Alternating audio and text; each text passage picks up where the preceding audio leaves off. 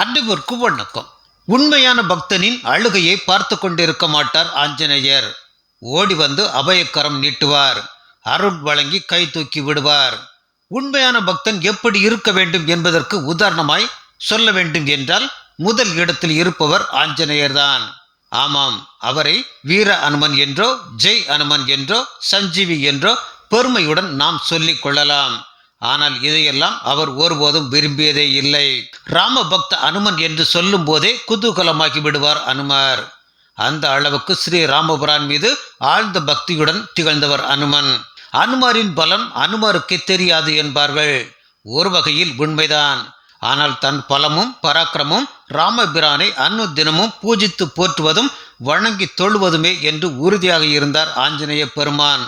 அனுமனிடம் உள்ள இன்னொரு சிறப்பை பாருங்கள். எல்லா தெய்வங்களும் அபயஹஸ்தம் என்பதான முத்திரைகளில்தான் தங்கள் திருக்கரங்களை வைத்திருப்பார்கள். அப்படியே திருக்கரங்களை வைத்தபடி நமக்கு அருள் பாலிப்பார்கள்.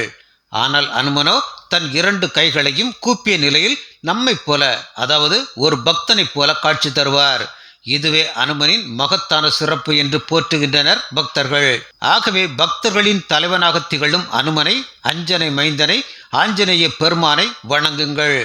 குறிப்பாக சனிக்கிழமை நன்னாளில் மறக்காமல் வணங்குங்கள்.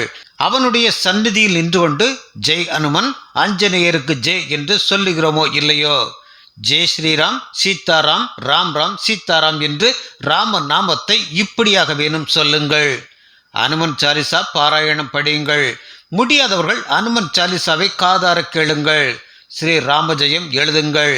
இதில் மகிழ்ந்து குளிர்ந்து போவான் அனுமன். உங்கள் குறைகளை எல்லாம் சொல்லி, வருத்தங்களை எல்லாம் சொல்லி அனுமனிடம் அழுது புலம்பினால் அவ்வளவுதான்.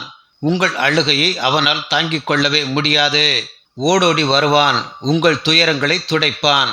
உங்கள் வாட்டத்தை எல்லாம் போக்கி அருள்வான் வாயு மைந்தன். நன்றி.